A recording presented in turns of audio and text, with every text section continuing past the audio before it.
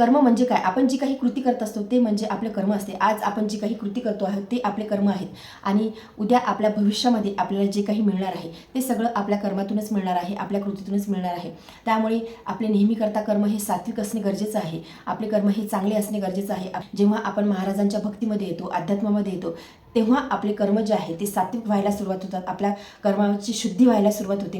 म्हणजे आपण जे काही करू ते आपण अतिशय विचार करून करतो. मग ते कुठला व्यवहार असो किंवा कुठले नातेसंबंध असो, कुणासोबत काय बोलायचं असो किंवा काय बोलायचं नसो, आपल्या प्रत्येक गोष्टीवरती, आपल्या बोलण्यावरती, आपल्या वागण्यावरती, आपल्या चालण्यावरती सगळं काही आपण कंट्रोल करायला शिकतो. आपली वाचशुद्धी होते, आपल्या मनाची शुद्धी होते, आपली आतून बाहेरून असं आपलं शुद्धीकरण होत असते. एवढ्या अनंत कोटी ब्रह्मांड नायकांची जेव्हा आपण सेवा करतो, भक्ती करतो, तेव्हा आपण आपलं सगळं जीवन बदलून जाते की आपण फक्त निमित्त मात्र आहोत.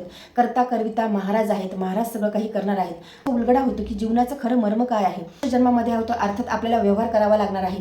आपले जे काही नातेसंबंध आहे किंवा आपल्या ज्या काही जबाबदाऱ्या आहेत त्या देखील आपल्याला पार पाडाव्या लागणार आहेत.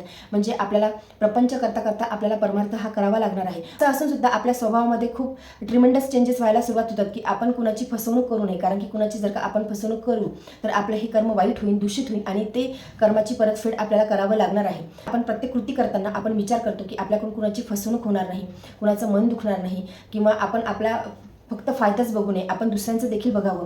म्हणजे आपण सारासार विचार करण्याची जी वृत्ती आहे ती आपल्या मनामध्ये तयार होते. गजानन विजय ग्रंथाचं पारायण करतो किंवा आपण महाराजांची भक्ती करतो किंवा आपण अध्यात्मामध्ये येतो, तेव्हा सर्वांगीण विकास जो आहे तो आपला होतो. आपल्याला फसवणूक होणार नाही, कुणाचं वाईट होणार नाही, कुणाचा आपण द्वेष करायला नको. त्याचं कर्म जसं असेल त्याला तसं फळ मिळणार आहे. आणि या सगळ्या गोष्टीमुळे आपली कर्मशुद्धी व्हायला सुरुवात होते. हीच आपल्या महाराजांच्या भक्तीची पावती असते.